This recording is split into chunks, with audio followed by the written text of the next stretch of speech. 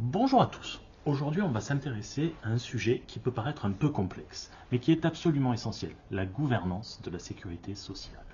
En gros, on va essayer de comprendre ensemble qui prend les grandes décisions, celles qui ont un impact direct sur notre quotidien, et surtout, comment la voix de celles et ceux qui travaillent peut vraiment peser dans la balance. Tout commence ici. Ça, c'est l'URSSAF PACA. C'est votre lieu de travail, un environnement qu'on connaît bien, le cadre de nos missions de tous les jours. Mais il faut bien voir qu'au-delà de ce mur, il y a tout un système, une mécanique bien plus vaste qui est à l'œuvre. Et ça nous amène à la question centrale. Qui, au fond, décide vraiment?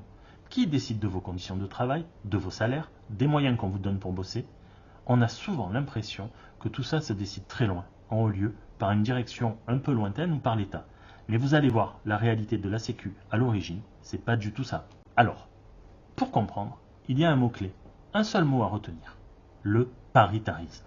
C'est vraiment le concept fondamental. On peut dire que c'est l'ADN de la sécurité sociale.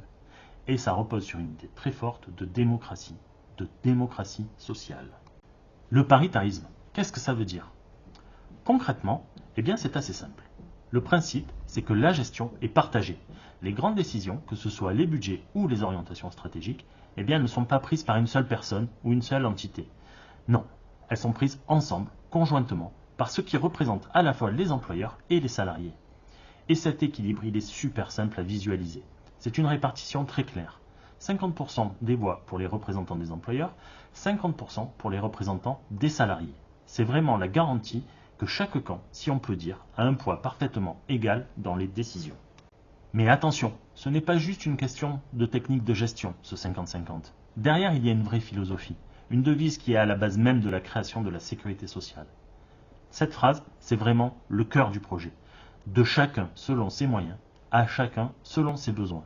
C'est fondamental et ça dit tout. Ça nous rappelle que la Sécu, avant toute chose, c'est un projet de solidarité. Seulement voilà, ce bel équilibre, ce principe fondateur, il a pas mal évolué avec le temps et aujourd'hui, on peut dire qu'il est sous pression. Et pour bien comprendre les enjeux actuels, il faut faire un petit retour en arrière. Parce que le paritarisme n'a pas toujours été ce qu'il est maintenant. Alors regardons un peu. En 1945, au tout début, à la création de la Sécu, c'était même les salariés qui avaient la majorité avec 75% des voix au conseil d'administration. La gestion était faite par les assurés eux-mêmes.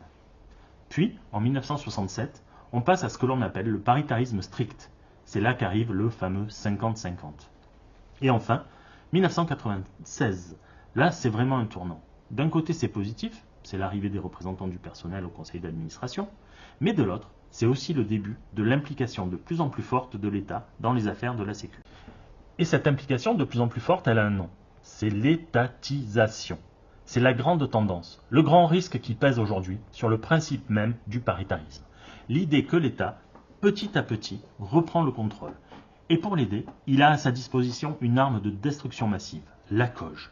Ça veut dire quoi? Ça veut dire que les budgets sont de plus en plus décidés par le Parlement, au lieu de l'être par les partenaires sociaux. Du coup, les caisses perdent leur autonomie, le dialogue social, forcément, s'affaiblit. Et puis il y a un point qui est absolument crucial. On remplace de plus en plus les cotisations sociales qui viennent du travail par l'impôt. Et ça change complètement la nature du financement. Au final, c'est une perte de contrôle pour celles et ceux qui, au quotidien, font vivre le système. Heureusement, face à cette pression, il existe un rempart. Et ce rempart, c'est la voix des représentants du personnel au sein du conseil d'administration. Depuis 1996, leur rôle est justement de porter la réalité du terrain au plus haut niveau. Voyons un peu ce que ça donne concrètement. 50.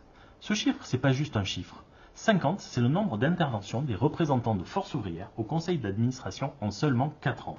C'est énorme et ça montre bien une chose. Les représentants du personnel ne sont pas là pour faire de la figuration. Ils sont là pour interpeller, pour questionner, pour alerter à chaque fois que c'est nécessaire. Et de quoi parlent ces interventions? Eh bien, elles parlent de la vraie vie, de la vie sur le terrain. Elles parlent des salaires qui n'arrivent plus à suivre l'inflation, de la charge de travail qui explose sans que les moyens suivent, ce qui mène à l'épuisement. Elles parlent aussi de choses très concrètes comme les projets immobiliers. Parce que oui, un parking ou l'aménagement d'un bureau, ça impacte directement les conditions de travail. Il y a une phrase des représentants de force ouvrière qui résume parfaitement ça. Un bâtiment moderne est une coquille vide sans des conditions de travail optimales. Tout est là. On peut juste avoir les plus beaux projets du monde, la plus belle modernisation. Si derrière les conditions de travail ne suivent pas, ça ne sert à rien. Le bien-être au travail, ce n'est pas un détail, c'est la base. On le voit bien, derrière les murs de l'URSSAF, ce n'est pas juste une histoire de gestion administrative. C'est tout un modèle de société qui est en jeu. La question, elle est profondément politique en fait. Quel avenir on veut pour notre sécurité sociale? À Force ouvrière, nous avons choisi. Et une partie de la réponse à cette grande question, elle se trouvera dans les urnes lors des prochaines élections professionnelles. Choisir ses représentants du personnel, ce n'est pas anodin. C'est un moment démocratique qui est absolument essentiel. C'est l'occasion de choisir qui portera votre voix, vos préoccupations, votre vision du terrain, au cœur des décisions. Alors pour finir, revenons à cette idée de départ. Le paritarisme, c'est l'ADN de la Sécu. Ce n'est pas juste un concept abstrait. C'est le pouvoir qui est donné à ceux qui connaissent la réalité du travail au quotidien.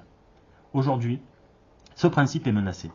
Alors la vraie question, c'est comment s'assurer que la voix de ceux qui font vivre la Sécu chaque jour continue de porter.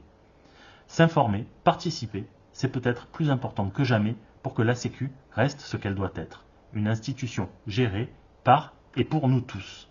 Votez pour les candidats Force ouvrière.